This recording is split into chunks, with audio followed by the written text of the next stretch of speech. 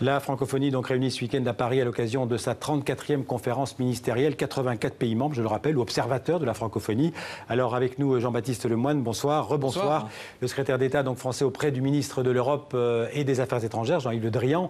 Alors le thème de cette conférence ministérielle cette année est avant tout économique, ce sont les économies nouvelles ou comment produire des richesses qui créent des emplois mais qui respectent aussi l'environnement et qui participent au développement durable. On peut dire que c'est un programme ambitieux pour cette conférence et notamment pour l'Afrique. Oui, mais on est ravis de voir que justement la francophonie, elle est de plein pied dans tous les défis qui sont au cœur des enjeux du monde. Le climat, puisque dès lors qu'on parle de nouvelles économies, ce sont les économies bleues, les économies vertes.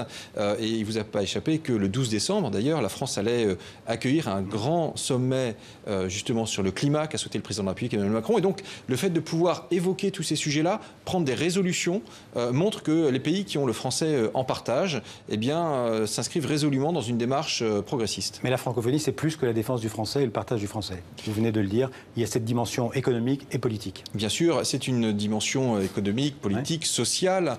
C'est un espace qui est un espace de liberté pour tous les peuples et toutes les populations. Et d'ailleurs, je vais vous dire, en France, moi, je tiens entre guillemets, à prendre mon bâton de pèlerin pour que les Français aient bien conscience que l'espace francophone, eh bien, pour eux, c'est aussi l'occasion de se confronter à d'autres cultures, d'avoir des opportunités d'échange, de travail, d'études. Parce que le paradoxe, c'est que souvent, les Français ne se projettent peut-être pas complètement dans cet espace francophone, parce que la langue, chez nous, elle n'est pas menacée, elle n'est pas minorisée.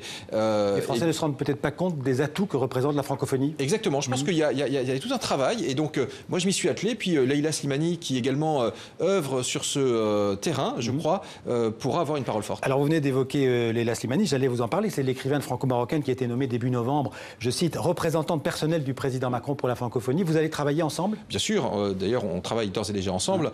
Vous savez qu'aujourd'hui, elle siégeait justement à la comité permanent. Moi, je siège demain à la ministérielle. Donc, tout ça, on le fait de concert.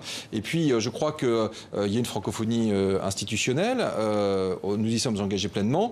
Et puis, on a envie de faire rayonner la francophonie sous toutes ses facettes. L'entrepreneuriat, la jeunesse, l'éducation. Alors, la francophonie, l'organisation internationale de la francophonie n'a pas beaucoup de moyens, elle n'a pas de gros moyens. Comment est-ce qu'elle peut agir concrètement sur le terrain pour aider l'Afrique?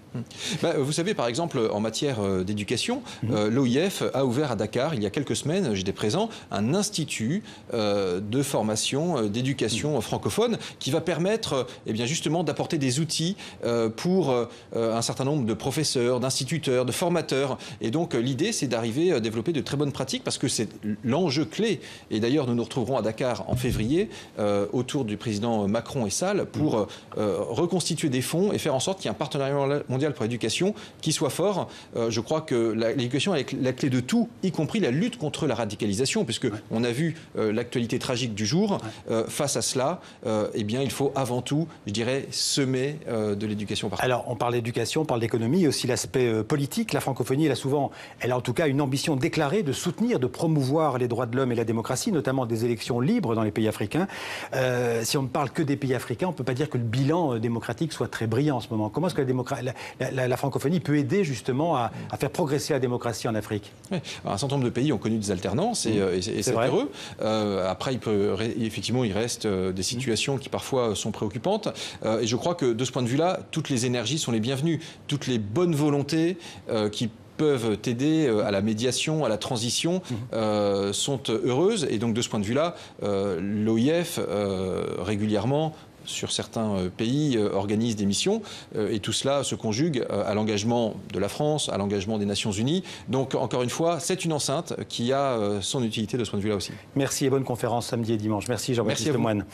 Les dirigeants de l'Union européenne et de 6 pays issus de l'ex-URSS se sont retrouvés aujourd'hui à Bruxelles.